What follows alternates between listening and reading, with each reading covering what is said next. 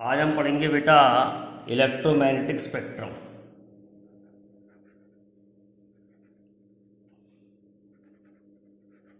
Electromagnetic spectrum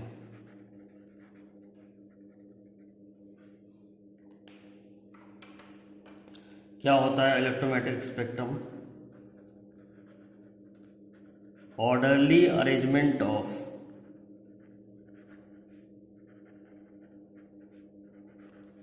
electromagnetic waves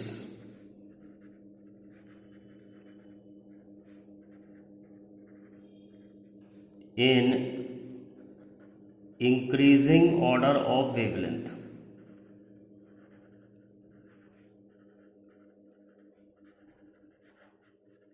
is called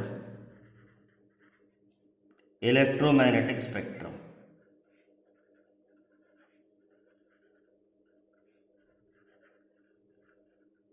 अगर हम electromagnetic waves को इंक्रीजिंग ऑर्डर ऑफ वेवलेंथ में लगाएं या डिक्रीजिंग ऑर्डर ऑफ वेवलेंथ में लगाएं तो ये हमारा इलेक्ट्रोमैग्नेटिक स्पेक्ट्रम है। तो स्पेक्ट्रम को याद करने के लिए हम एक शॉर्ट फॉर्म याद करेंगे गैक्सू-विमर, जिसमें G जो है गामा रे है,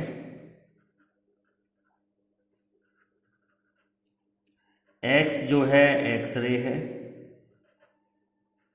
U जो है अल्ट्रा वायलेट रे है, I जो है V जो है वो विजिबल रे है,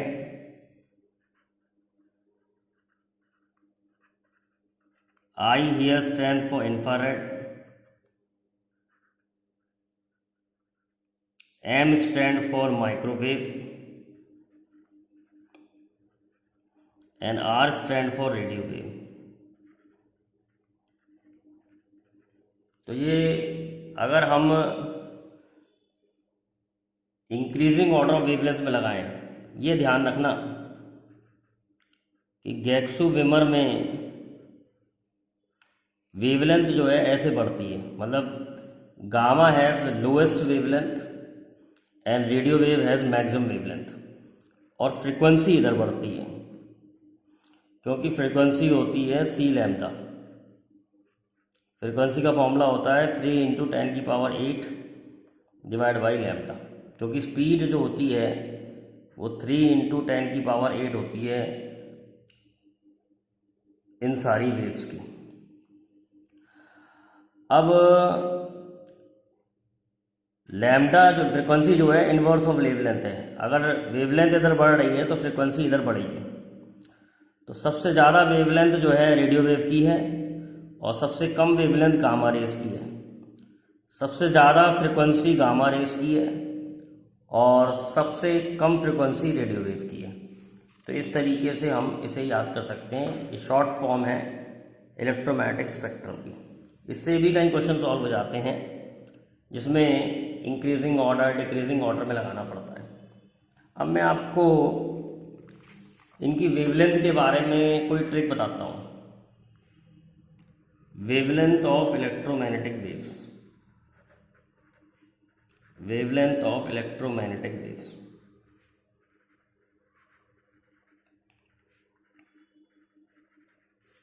अब wavelength of electromagnetic wave, wavelength जो है वो याद करना डिफ़िकल्ट है। बच्चों को वेवलेंथ याद नहीं रहती है, ना उन्हें कोई तरीका समझ में आता है कैसे याद करें। तो इसके लिए मैंने एक ट्रिक बनाई है। आप ये कोड याद रख लें 4210427। This is the code to remember wavelength. जैसे गामा है, एक्स रे है, अल्ट्रा वायलेट है, विजिबल है, इंफ्रारेड है, माइक्रोवेव है, रेडियो वेव है। अब गामा की वेवलेंथ 10⁻⁻14 से स्टार्ट हो जाती है, तो इसमें आप पावर में 4 ऐड कर दें, तो -14 में 4 ऐड करेंगे तो -10 आ जाएगा। तो गामा रेस की वेवलेंथ जो है 10⁻⁻14 से 10⁻−10।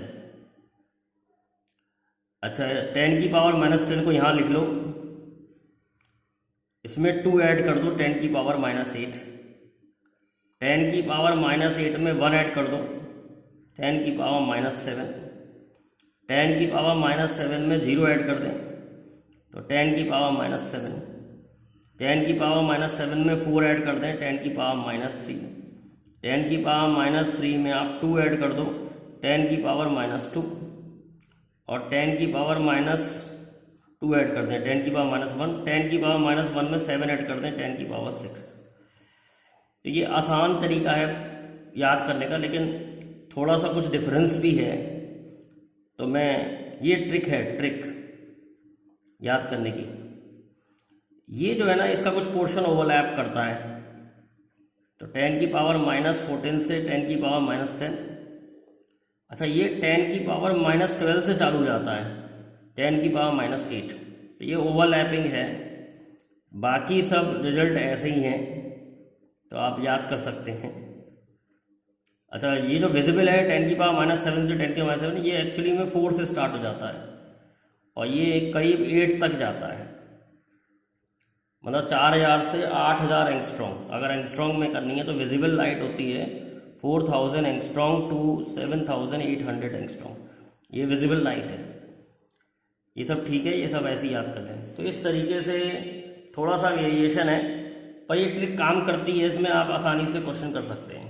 तो ये मेरा तरीका याद रखिए, 4210 427, और इस तरीके से आप वेवलेंथ निकाल सकते हैं। कभी कभी क्या होगा, आपको क्वेश्चन में फ्रीक्वेंसी दे रखी होगी, फ्रीक्वेंसी दे रखी है और आपसे पूछ रहा है कौन सी वेव है, तो आप फ्रीक्वेंसी से वेवलेंथ निकाल लीजिए इस फॉर्मूले को लगा के। आप ये वाला फॉर्मूला लगा करके फ्रीक्वेंसी रख के वेवलेंथ निकाल लीजिए, फिर आपको पता लग जाएगा उस वेव्स के बारे में। तो अगर फ्रीक्वेंसी लर्न करने की कोई ज़रूरत नहीं है, केवल वेवलेंथ लर्न करके ही काम चल जाता है। लेकिन फ्रीक्वेंसी अगर दी हो तो वेवलेंथ निकाल लीजिए, और वेवलेंथ निकालने के बाद अपनी प्रॉब्लम सॉल्व कर लीजिए। अब हम इन रेस के बारे में थोड़ा डिटेल में पढ़ेंगे।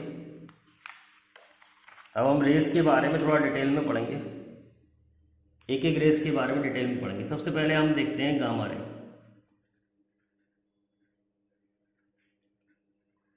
गामा रे कहाँ से आती हैं? गामा रे जो है रेडियो एक्टिव न्यूक्लियस से आती हैं। तो आपने सुना होगा कि रेडियो एक्टिव न्यूक्लियस में अल्फा, बीटा और गामा रेस निकलती रहती हैं। तो एक्चुअली में क्या होता है, when alpha and beta particles are emitted, nucleus gets excited,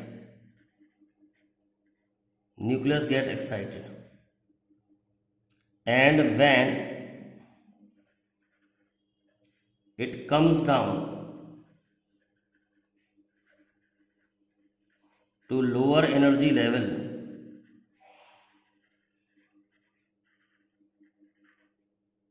it emit gamma rays।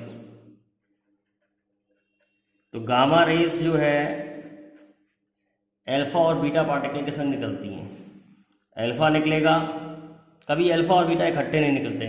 Alpha निकलेगा तो गामा रेस निकलेंगी, बीटा निकलेगा तो भी गामा रेस निकलेंगी। यूज़ क्या है इनका? जो मेन यूज़ है, to study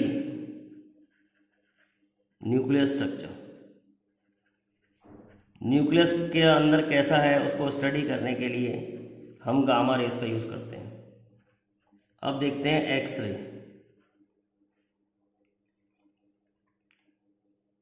they are produce by sudden de-acceleration of electron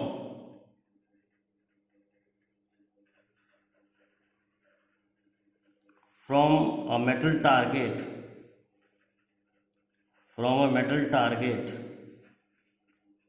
of high atomic number। तो ये काम जो है कूलिस ट्यूब में किया जाता है। नाम है कूलिस ट्यूब। तो कूलिस ट्यूब में क्या कराया जाता है, इलेक्ट्रॉन की बीम को मेटल टारगेट में डालते हैं, इलेक्ट्रॉन की बीम को मेटल टारगेट में डालते हैं जिसका एटॉमिक नंबर हाई होता है, तो वहाँ पर इलेक्ट्रॉन जब डी एक्सीलरेट करते हैं तो उसमें से एक्सरे निकलती हैं। यूज़ क्या है? एक यूज़ तो तुम जानते हो, इन रेडियोलॉजी, ज़्यादातर सभी लोग जानते हैं, radiology to find fracture in bones. In crystal study, crystal की स्टडी करने के भी काम आता है x ray.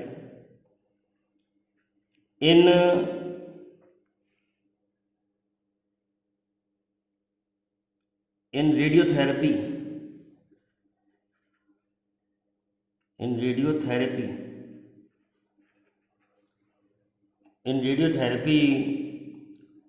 To cure cancer and skin disease.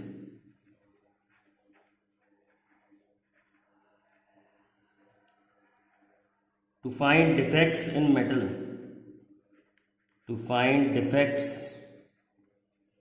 metal, metal के अंदर डिफेक्ट्स फाइंड करने के भी काम आता है। तो ये जो है ये हमारे एक्सरे के यूज़ हैं। अब नेक्स्ट देखते हैं ultraviolet.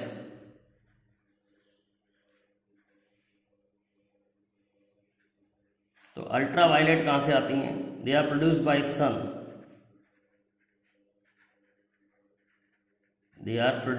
Sun,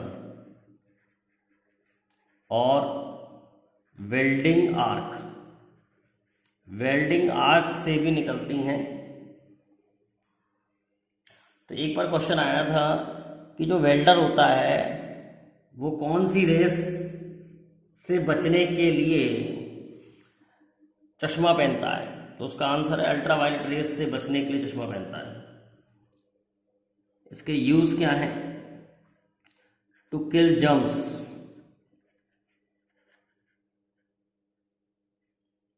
to sterilise medical instrument,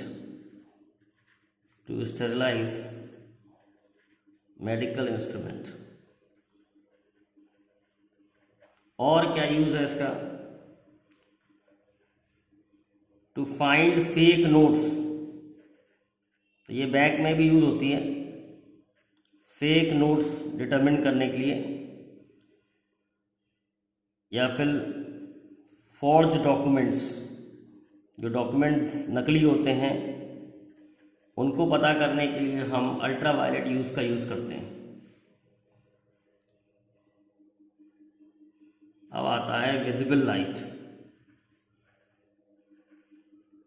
visible light का प्रोड्यूस बाय ल्यूमिनस बॉडी, कोई भी ल्यूमिनस बॉडी होगी उसमें से निकलती है। लूमिनस बॉडी हो गई आपकी सन, bulb, tubelight, etcetera.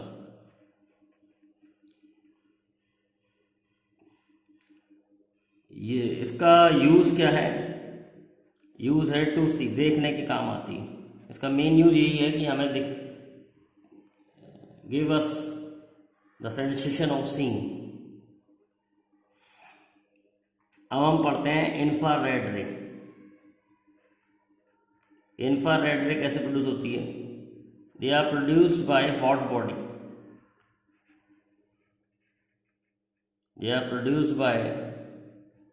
Hot bodies.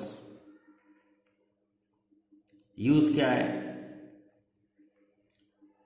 किसी भी चीज को हीट करने के लिए इंफ्रारेड रेस यूज होती है फॉर हीटिंग। और हम जो है फलों को सुखाते हैं, तो वो कौन सी रेज है जो फलों को उसमें से वाटर निकालने में मदद करती है? For dehydrating fruits,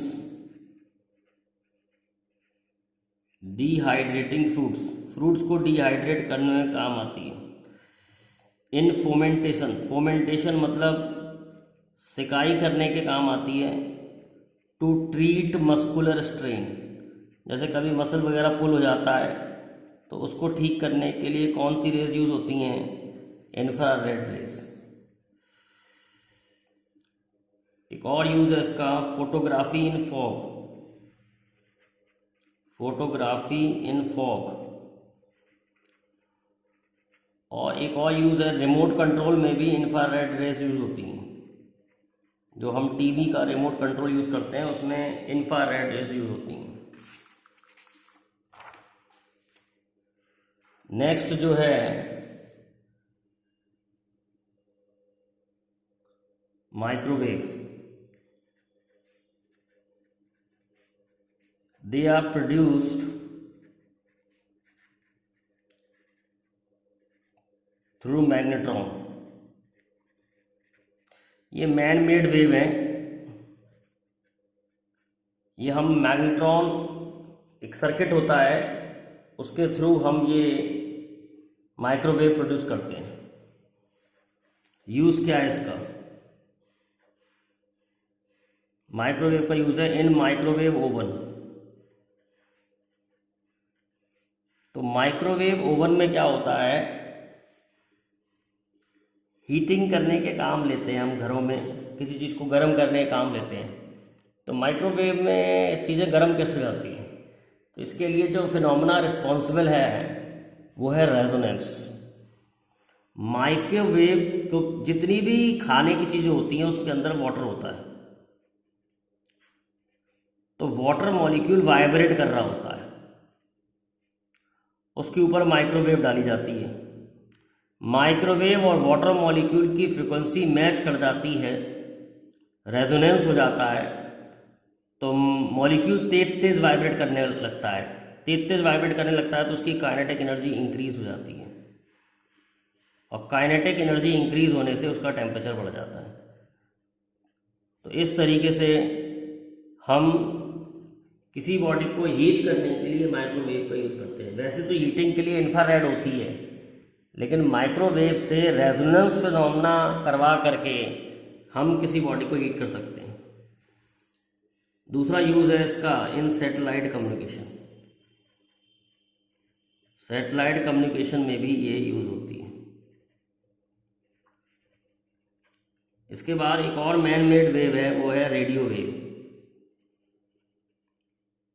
radio wave they are produced by LC circuit.